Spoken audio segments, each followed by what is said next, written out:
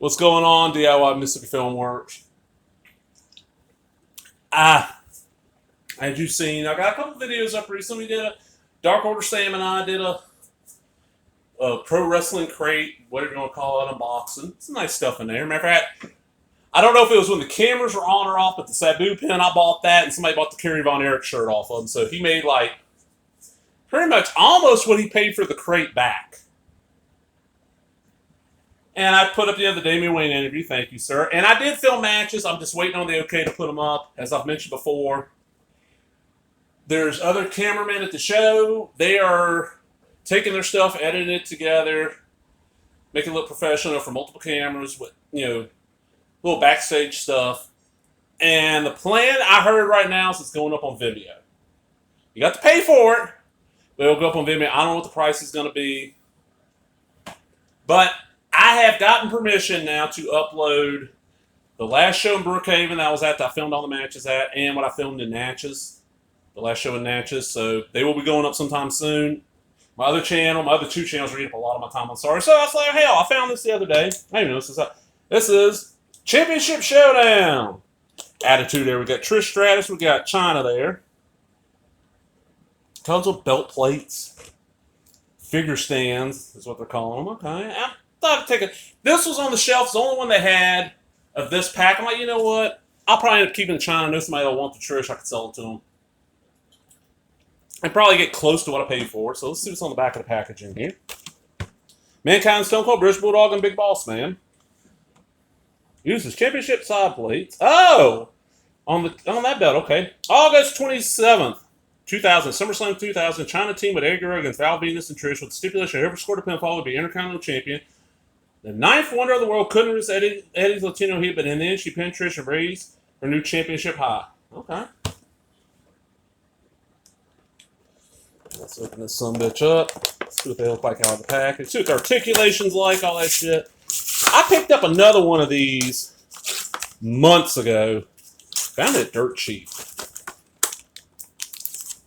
And it ended up, before it even made it to my table, a buddy of mine bought it off of me.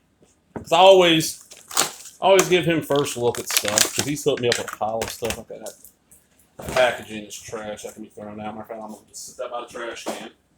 Let's check out the stand. Knife Wonder of the World, Chyna. Well, they're making Chyna stuff down. She's dead. And Trish Stratus. See how the figures look. Man, they are in there tight.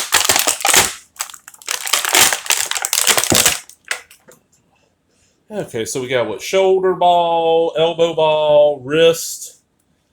A little bit on the head. It looks like Trish in the face fairly well. Hips. Oh, those are tight though. Like, because the way the butt's done, the hip, you don't get a lot of hip act. They just bend at the knee. Okay, rotate at the boot, and that's it. But not a bad looking figure. It looks enough like Trish.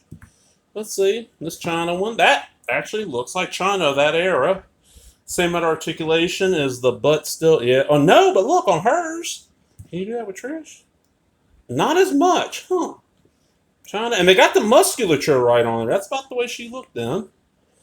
Can't move the head as much as you could. Let's see the height difference.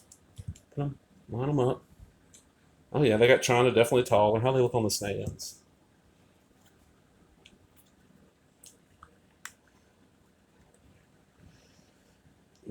I don't like how, see, that's turned the name sideways. They should have put, and like this Trish one's going to look stupid too, but let's put Trish on here.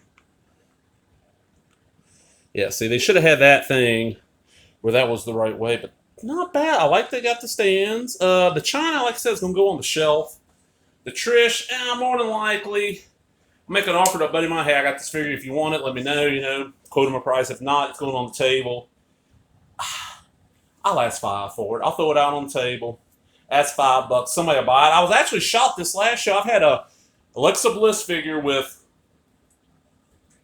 one of the women's belts. It's whatever belt came with her for a long time, like 4 or 5 shows now. People looked at it. Nobody's ever really wanted it. Nobody's ever been really interested in it. And then this show, this little kid kept on coming up. Little kid, probably 8 to 10. And come on, look at him. Like, you can tell he was interested. And finally, he's like, how much you want? I was like, well, it's only $5, man. I told him, I was like, I'm trying to get rid of you. Buy something else that's $5. I'll give you that for $3. It's be $8. Well, he only had $5. All right, you can have that for $5. And he got it. So stuff does sell. And also, it's weird. Before, back for a while, I could never find any WWE Diva stuff at all, or whatever they want to call them now. Pull them off. I could never find it. But I always had little girls and some of the boys and adults asking, like, no, I don't have any. It's hard to come by, And now I'm finding the stuff. It just sits there. Like I had a Charlotte Flair figure that sat there for like 4 shows. But I really did good this last show. I got rid of. I had a Rusev figure, a Rusev NXT rookie figure I've had for a while now. It finally sold. I had a Daniel Bryan Elite figure that I've had for a while. It finally sold. So I'm happy about that, but hope you enjoyed this, and I will have some wrestling up fairly soon. More than likely it'll be from the, I want to say it was like March. No, it wasn't March. It was like April, May was when the BIW show was in Brookhaven. I'll have some footage up from that. And I got to get together my footage from the last Natchez show I went to, which I want to say was like May. Where Caleb Conley, or Caleb with a Cage, you might know him from Impact, showed up. Good show, good show. And I'm going to throw this out there, because it is kind of wrestling related in a way. If you want to see something crazy, it's hard to explain. After the last BIW show, a bunch of us went to go eat at the Waffle House in town. This was the the September something BIW show, the end of the month. Well, I got there, was already a couple of guys there with their family, sitting in some booths. So I took a booth. Promoter showed up, his wife, one of the security guards. The referee, sound guy, blah, blah, blah, the ring announcer, one of the ring crew, and one of the wrestlers show up a little bit later. We're all sitting there, and right after the table behind us, which was like the wrestler and all that, gave their order, a argument broke out. And we didn't think nothing about it until we heard, "What'd you say, motherfucker?" I'm like, oh, shit. And there was 3 drunk guys at the bar, and this one guy, he was not drunk. I don't know what he was on. His pupils were really big, so who knows? Or I was told that.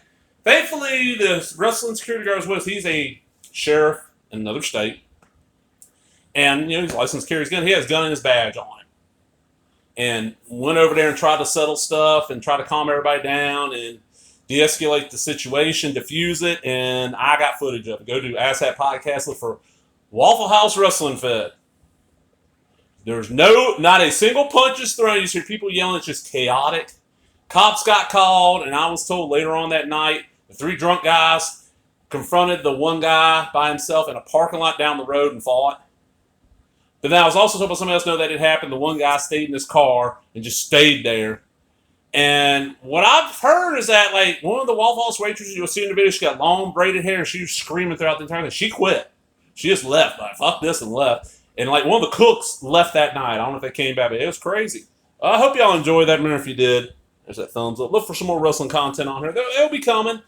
I'm sorry. I know it's been a little while. I put up some stuff from 2 different Battlezone shows I went to. I was supposed to be going to one 225 show early in October, and it didn't work out right.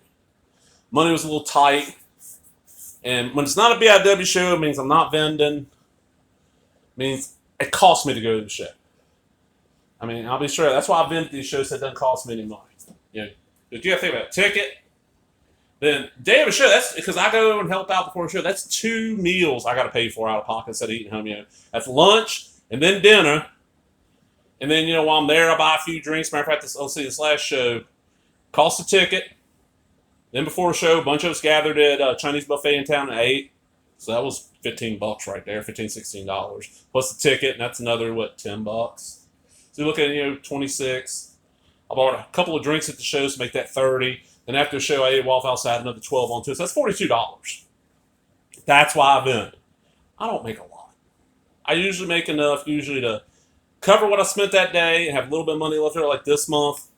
Most of the money went over is going on my Dell bill, pay off the tablet I'm filming with and my brand new laptop. Well, not brand new, it's about 2 years old now. Pay them off. And I do it because I film because I want people to see this footage. I hate sitting on it. I really do. I really do. And hopefully soon I won't have to sit on it as long. But it's complicated. But talk to everybody later. Bye-bye.